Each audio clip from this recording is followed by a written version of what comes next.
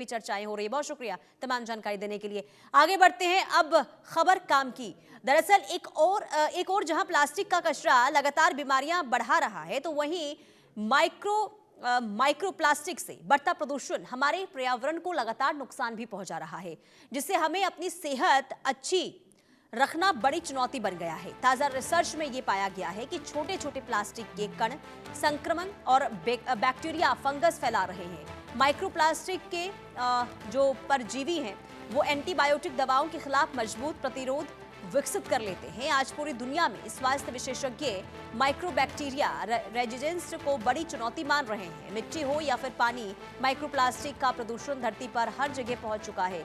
ये anti micro resistance को बढ़ाकर इंसान और धरती दोनों को ही सेहत के लिए बड़ा खतरा बनता जा रहा है।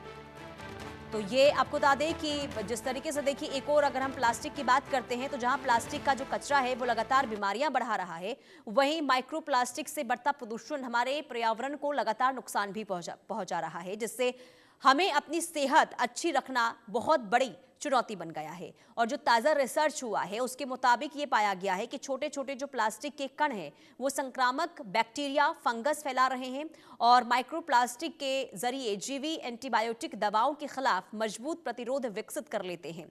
आज पूरी दुनिया में स्वास्थ्य विशेषज्ञ अब ये कहते हैं कि ये बहुत बड़ी चुनौती है और मिट्टी हो या फिर पानी, माइक्रोप्लास्टिक का प्रदूषण धरती पर अब एक जगह पर पहुंच चुका है और ये लगातार जिस तरीके से हर जगह पहुंच रहा है, ये एंटी माइक्रोकोबियल रेजिस्टेंस को बढ़ाकर इंसान और धरती दोनों की ही सेहत के लिए बहुत बड़ा खतरा बनता जा रहा है।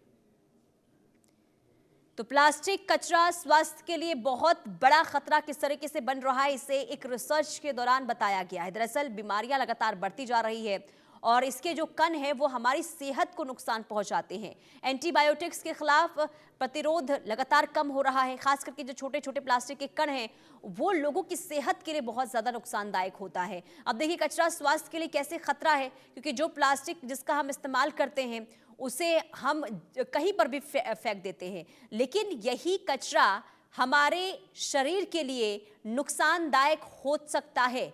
एक रिसर्च ताजा सामने आई है जिसके दौरान ये तमाम चीजें बताई गई है। दरअसल माइक्रोप्लास्टिक बिग दुश्मन कैसे बन रहा है वो भी हम आपको समझा देते हैं। देखिए, दिमाग तक में जो प्लास्टिक है वो घुस रहा है। संक्रमित व्यक्ति का इलाज इससे मुश्किल हो गया है।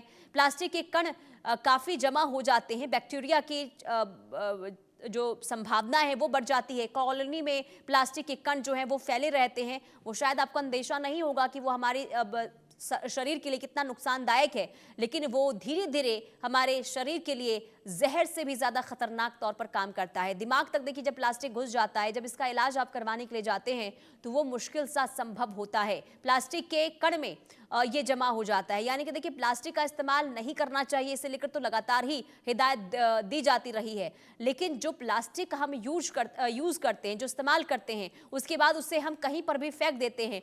और कई बार आपने देखा होगा कि प्लास्टिक कई बार इतनी ज़्यादा तादाद में इकट्ठा होती है और कहीं ना कहीं ये एक कण का रूप लेकर वो बैक्टीरिया बनकर वो किस तरीके से पानी तक पहुंचता है और जो पानी हम इस्तेमाल करते हैं वो हमारे शरीर के लिए भी घातक हो सकता है। और ऐसे में ज़रूरी ये है कि प्लास्टिक का आप कम से कम इस्तेमाल करें ताकि शरीर के लिए ये नुकसानदेह साबित ना हो।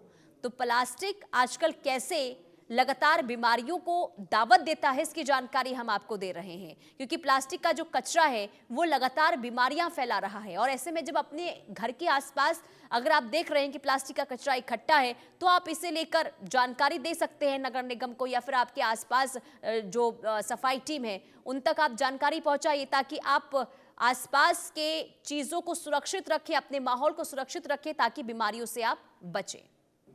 चलिए रुकते हैं एक छोटे से ब्रेक के लिए। ब्रेक के बाद फौरन हाजिर होंगे कुछ और खबरों के साथ।